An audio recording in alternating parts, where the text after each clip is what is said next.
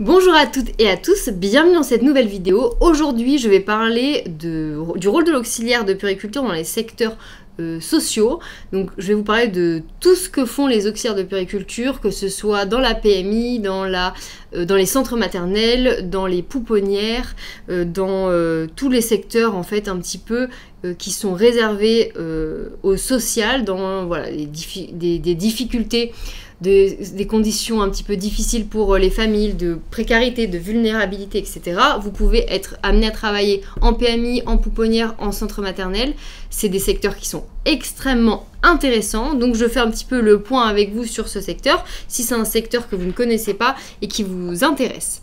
Alors, l'auxiliaire de puériculture en secteur social exerce dans différents établissements tels que, comme je l'ai dit tout à l'heure, centre maternel, pouponnière, PMI.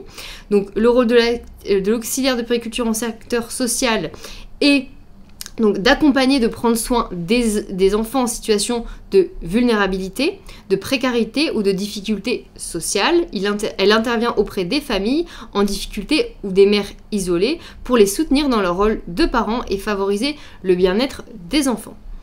Deuxième petit point, donc l'accompagnement global. Les auxiliaires de puériculture en secteur social assurent un accompagnement global des enfants et de leur famille. Elles veillent à leur santé et à leur développement en leur prodiguant des soins d'hygiène, d'alimentation, en stimulant leur réveil et en les aidant à acquérir leur autonomie.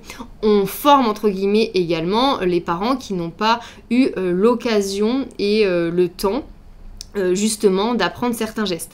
Il y a des familles qui sont en grande difficulté, donc des fois leur priorité c'est pas de savoir exactement comment on fait un soin des yeux, un soin du nez, ou comment exactement est un bon repas équilibré, parce que des fois juste avoir quelque chose se mettre sous la dent c'est des fois difficile pour eux, donc un repas équilibré c'est un petit peu compliqué pour eux à comprendre ce qu'ont spécifiquement besoin les enfants, etc.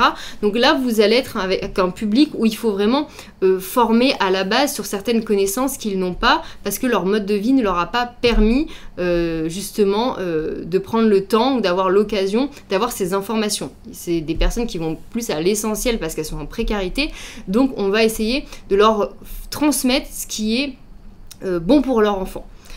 Et bien entendu, on donne les ressources adéquates pour que cela soit possible. Ensuite, elle travaille en collaboration avec une équipe pluridisciplinaire, donc travailleurs sociaux, psychologues, éducateurs, pour répondre aux besoins spécifiques des enfants et de leur famille, notamment en termes d'aide pour le logement, pour la réinsertion, etc.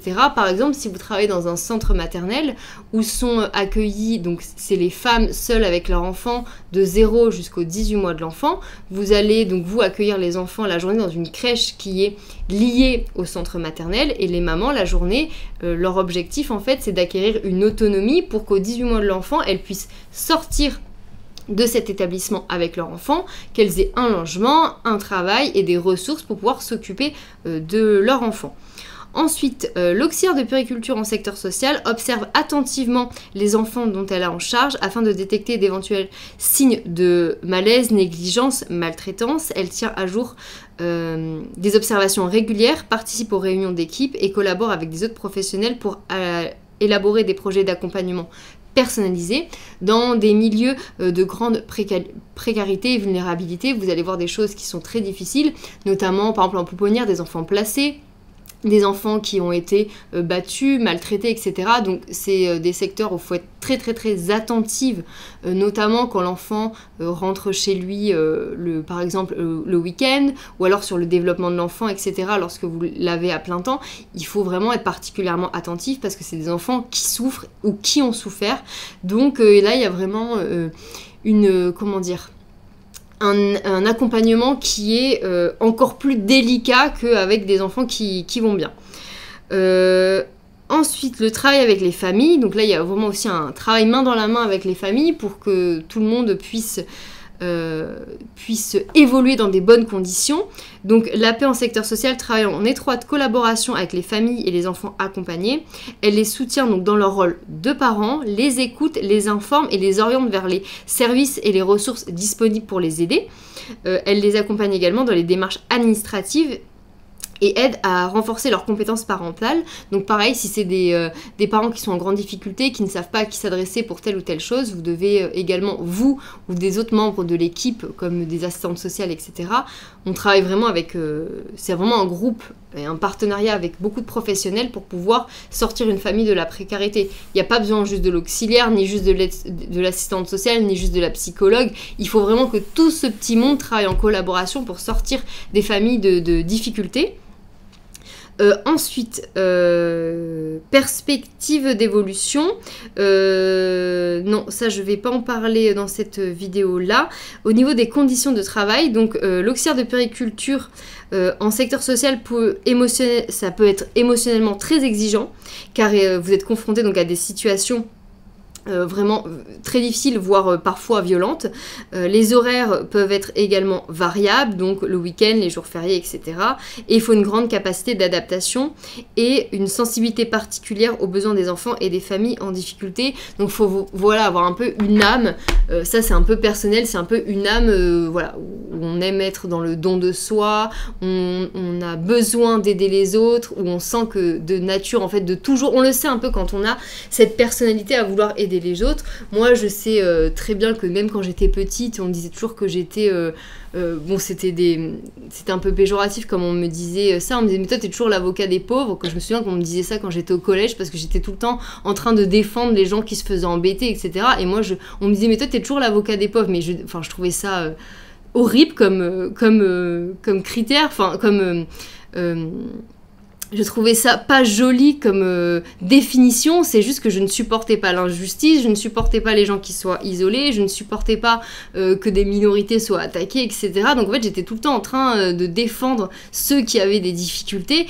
et je pense que c'est pour ça que j'ai beaucoup aimé travailler notamment en centre maternel. J'ai travaillé dans un centre maternel, ça m'a énormément marqué, avec bien entendu des parents, des femmes, des enfants qui ont des histoires de vie très très très compliquées, et quand on arrive à faire passer de l'ombre à la lumière, d'accompagner des gens et des enfants et des familles, bien entendu c'est la volonté également des familles, il faut qu'on travaille ensemble. Une famille, si des parents ne veulent pas s'en sortir, on ne pourra pas faire pour eux, mais si il leur manque juste un petit peu de soutien, un petit peu d'écoute, un petit peu de force, et qu'on arrive à leur donner ça, ça va fonctionner. Des fois il y a des échecs et c'est vraiment très difficile lorsqu'on n'arrive pas à sortir une famille d'une situation difficile. On ne peut pas tout régler, mais par contre quand on y arrive et qu'on sait qu'une maman était à la rue avec son enfant et qu'elle se retrouve avec un travail, un logement, l'enfant qui va à l'école, l'enfant qui va bien, qui mange bien, la maman psychologiquement elle se sent mieux, elle s'est épanouie, réinsérée dans la société, etc.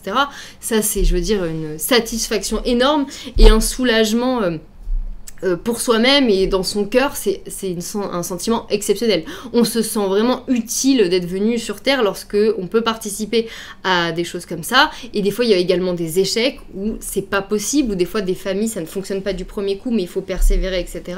Et là aussi, il faut savoir encaisser également les échecs, pas forcément le prendre personnellement, mais toujours se réguler et se remettre en question pour savoir d'où est venu le problème dans la prise en charge, pour que ça n'aboutisse pas de façon favorable. Donc voilà un petit peu des informations sur le rôle de l'auxiliaire de puériculture dans des services sociaux. J'espère que cette vidéo vous aura plu. Si vous voulez devenir auxiliaire de puériculture et que vous avez besoin d'aide pour rentrer à l'école, nous avons un programme, une prépa en ligne qui va vous permettre de créer tout votre dossier et de faire votre oral et d'être accompagné par des professionnels par écrit et par téléphone, notamment pour la préparation de l'entretien de motivation. Toutes les informations sont dans la description, donc vous avez sous cette vidéo. Il y a écrit prépa en ligne, vous cliquez sur le lien, vous entrez votre mail et vous allez avoir tout le sommaire et la possibilité de vous inscrire à notre programme. J'espère que cette vidéo vous aura bien informé et je vous dis à bientôt pour une prochaine vidéo. Au revoir.